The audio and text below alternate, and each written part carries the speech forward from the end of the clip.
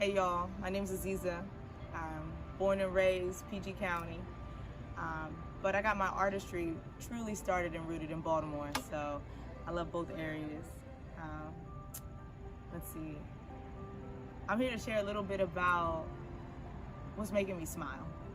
You know, nowadays, in the time of COVID, social distancing, I smile because I feel comfortable with myself, and I can sit with myself now. And that is a triumph. I think a lot of us, we're so used to the noise and the intrusion of other people, teachers, authority figures, or parents. And when you finally sit with yourself, you don't know yourself. You've just been running and going and going, and you have no idea where you're going. You don't even know how you're running. You don't even know your own legs. You don't know your own power. So by realizing that, by taking time and choosing to meet me, I smile now. I smile a lot more. I'm happy. I'm single. My money is my own. Feels good. I just bought this hat yesterday. You know what I'm saying? Feels great. It does. It does. It wasn't always like this. Definitely wasn't. I have bipolar disorder type 2. I also have ADD. And yeah, I thought it was made up too. Until they started telling me that the way I am isn't how other people are. The way I think, the way I breathe, the way I see the world, that's not everybody else's. It's not normal. And I didn't want to hear that. I heard it from teachers when I went to college, when I dropped out of college. I heard it from the job. It was so normal to me. That was my everyday. That was the way I woke up. You couldn't tell me. I'm not crazy. Yeah, I'm different. I'm not crazy. I'm not crazy. The time I went to therapy was a negative experience, right? So I was fighting with my mom. I was still living in her house. I was a senior in high school. And she was like, you need to see a counselor. You need therapy. You need therapy. You're crazy. Yeah, sure, Mom. She took me to this counselor that she picked. Inadequate. Absolutely inadequate. And she, like, my mom kind of went behind my back and told her all these things about me. So she had these preconceived notions. And it left a really bad taste in my mouth. In the end, it just didn't even work out because everything I was saying was a direct contradiction to what my mom had already fed her. And so she thought I was making things up, which wasn't the case. My mom and I at the time had a very toxic relationship. I'm in therapy. I take medication now, but that's not her journey. So it was very difficult. It was she said. Fast forward a couple years, I attempted suicide. I was done. I was tired. I was broke. My spirit was crushed. And honestly, I wanted the quiet of suicide. Like, I wanted the quiet of, like, non-existence. And I attempted. And I had enough time to stop. So I stopped.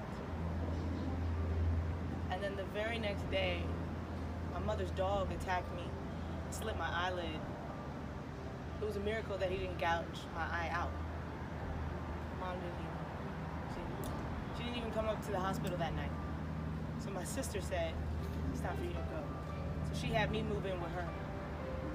And I felt so alone. I felt so broken. The pain was, I could feel it in my chest. But I was like, my mom really doesn't give a fuck. Like, she dressed me, she clothed me, she fed me, she put a roof over me. She does not give a fuck about me. She doesn't care. And that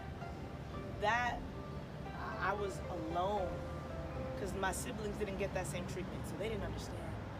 And I was in that loneliness for a while, and the days, when my memory, all that is squished. I started working on my music again while living in my sister's house because that was my career, that was my identity. I didn't have a sense of self, I had a sense of output. If this is what I can do for you, then I'm worthy. And you came. I performed my first track, and it was about sexual harassment and molestation. And it did not feel like how I wanted it to feel. I thought by releasing and performing, I was gonna feel big and grand and have self-worth. And that's really what I was doing. I was like looking for self-worth. So it's like, okay, if I do this, achievement, check. Yo, when I came off that stage, I felt so empty. Remember, I was shaking. I was shaking. Had to get some gin. I was drinking, shaking. We sat in the car for like hours listening to Kanye West, Yeezus album. Because it was so relatable, the screaming in the album, that sample. Like, I felt so empty. Why? And then I couldn't figure out why did my accomplishment feel like nothing. And I did this all by myself. No. I said, okay, it's delayed. 2 days later, I still didn't feel anything. I said, now I want to die. I'm good. I did it. I want to die. And I checked myself into the hospital because I said, I'm okay with dying. So okay. One thing I definitely want to share is that I'm one of those people where perfectionism and the anxiety that comes with it is a big part of my family and my own upbringing. Like, that's how they live right now. Like, I have peace and I live with them now, and I just be looking at them like, that's not me no more. Like, I don't, but they're still very much in it. And the perfectionism for me, I really had to break away because it teaches you life. And it teaches you that you're not good enough. But you start to realize that other people aren't good enough either. They just chose to be in that room. And one of the rooms I had to choose to be in was the room of health. I had to choose that, yeah, therapy is awkward. It's awkward for a lot of people, and I talk about it. Taking medication, being honest about my neuroatypicalness, which is a phrase they use for it when your brain's wired a little bit differently from others. So I'm honest about my health journey for my bipolar disorder and for adult ADD. And I choose therapy, I choose medication, I choose accountability because I love being in this space of being healthy. You can't tell me nothing. I don't want to hear about your trauma if you're not already on your path. I don't want to hear it when you're going to make yourself a victim if you don't want accountability, because I'm not inviting that mediocrity in my life, because a lot of people are comfortable in their pain. I was too. And so we make space to hear and share and connect, but on top of that, you have to choose to be in that room. Visualize yourself healthy. There's nothing more radical than taking your hard-earned money. Your job already takes the healthcare out of it. Pay a black professional to get you well. My therapist, a black woman. My prescriber who gives me my medication, a black woman. My doctors are black and women. All right? And in this area, a lot of them graduated from Howard U. And a lot of them went to George W., you know, and I love that. Like, I look them up. My insurance is already going to be paying for these people. Why would I give it to somebody who doesn't care about my story? Who doesn't care about how being black, being a woman, being a lesbian infuses together to create a unique situation? There's nothing more radical than you taking the money that they're already taking away from you and putting it into the pockets of a black professional who will advocate for you. Okay? I'm not overdosed. When I tell my prescriber this doesn't feel right, she listens. That's important. I'm seen. They are my therapist and my prescriber, first two in my support system. Not just family members who love me, but they're not trained. I want professionals. I got a professional team, okay? That's we working, that's where that money goes to. There's nothing more radical than that, because that's what they don't want us to do. They don't want us healthy. They don't want us of sound mind. They want us needing to be doped up. They want you spending your money in the club. They want us entertained. With what's happening, they want us depressed. They don't want us confident and fired up and passionate and strategic. They don't want that. Build your team, especially if you're already paying for healthcare. If you can get healthcare through, you know, if you're not employed, see if your state will subsidize it for you. Do that. It's one of the things for my ex. He made his own money. He made it, you know, so he was technically unemployed, but he was paid cash for his artistry. I said, dude, you're stressed about certain things. I already see where you have like PTSD in some ways. We live in a state where that shit is paid for. He didn't want to do it. He didn't want to do it. I helped him get the healthcare, all that. He finally go to therapy. He goes, oh, after one session, that was helpful. And I said, and that's the state paying that for you to be a better person. Nothing. School wasn't meant to make you a better person. Your parents can't make you a better person.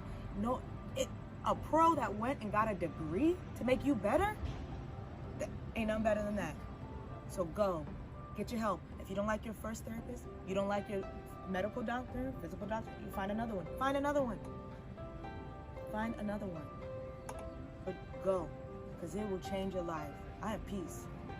So for me, when I realized that music wasn't gonna save me, music isn't therapy, music is a job, I said, okay, that's not the worst thing, but to a lot of people, that sounded like hell, because their own preconceived notions of work.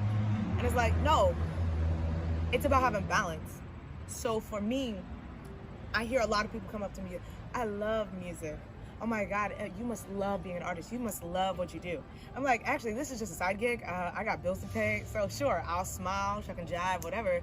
But just run me my money. That's what makes me smile. Getting paid, you know, for the skills I already have. And yet, I still go to therapy to work out any kind of biases that come up from my childhood. I accept that responsibility. A lot of us need to accept responsibility to forgive ourselves for the foolishness we did in our youth. That's fucking hard. Like that's ugly work. I'm crying on the floor. I'm crying in front of people. I'm snot. I want to hide from that work. I want to front. You know, I want to prostrate something differently. It's no good.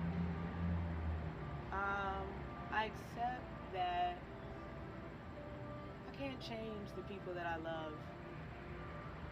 And that just means I gotta give more space to our relationship. I accept that I've been brainwashed by romantic comedies and what the white male-owned media wants me to think about how my life should look. I accept that I'm a child. I'm still a child. Yeah. I have a purpose behind my artistry, and it's really not about self. I'm a musician because, well, I've been doing music since I was 7, so it was actually chosen for me. Scary stuff. But I was able to make it my own because I was experiencing a lot of pain on the path that, like, I studied classical music. Okay? A lot of racism. Nothing but racism. A lot of misogyny. And to make sense of my own journey, I had to stop that. And so I kept starting and like, okay, I'm ready to release some music. And then I would learn something ugly about my journey or ugly about what I'm doing. Be like, oh, I don't want to be associated with that. Gotta go back. So it's like I kept starting and stopping my career. But actually that is the career. It's about molding it. And so now I wake up, I'm excited to do music, but I always do some stretches. I got to. I always drink some tea. I have to. That's balance. Taking care of self, right? I can work, and then I gotta make time for somebody. I gotta talk to somebody, whether it's a family member or a friend. And I injected these moments of take care of self, take care of self. Because when you had a journey like me where perfectionism was wrapped up into it, your self-worth is wrapped up into it, the love and admiration you get from doing something is a high versus love based off of acceptance. That's a mindset. That's just choosing to be in that path, to accept love for just being, right? Okay? I always did music sober because the high of being sober and accepting admiration and love after a performance, there was nothing better than that. So, and I want to, yes, worship me because I feel unseen in all aspects of my life. No. We fixed that. Once I started to address that, right, there came a point in time where, why do I work hard at music? Why am I doing this? If I can feel love just from having the right people, just from making sure I take my medication and whatnot, why do I do this? So I had to dig deeper. And I found out that by serving others with my art, by helping other musicians, I feel great. The problem was people were used to seeing me pursue being on a stage. And they want that. Everybody likes a superhero. Everybody likes a winner. Everybody likes a star. So they're like, oh, you don't perform as much anymore. That's a shame. Don't speak that into my life. I'm happy. I get to stay at home. Musicians will contact me, ask me questions. I love that shit. Ask me. I'll figure it out. I'll sit here. I now have an avenue for my perfectionism, for my hyper focus when I'm in an ADD mode. You know, for the I'm gonna chase something. I'm going to be a little obsessive. I do it in research now. It's an avenue that's actually healthy. And then I pause, and then I'm present with people that care and love me, and I love them. So now I'm practicing what I wanted to manifest, what I want to manifest in my life. That's called balance. That's checking out of work and checking into life, and I get back in. And just making those little separations, music has opened up for me. I can do less and I get more because I'm where I need to be with it, and I don't need it for a high. So yeah, it's my job because first things first, love people and love yourself. And when music, I can't work on it all through the night. I gotta clock out so I can love on myself. That's important, because when I wake up in the morning, I'm renewed. Pushing it into a box while listening to myself and not shaming myself is very important. I'm not gonna change the fact that I have ADD. I'm not gonna change the fact that I have perfectionist tendencies, but you know what? That means I'm going to morph them into something constructive, which would be always trying. I always try. I'll keep trying. I take a break, I'm gonna come back and try and fix this problem. It means that I may be able to work under pressure in certain areas. I may be the go-to person for under pressure situations. That's good, but that's not my identity. It's not the only thing I am, and it's not where I get my self-worth. It's kind of like I've made sure that music doesn't define me, but it's still a canvas for who I am. And I love that now. I love that. That's what I wanted to tell y'all.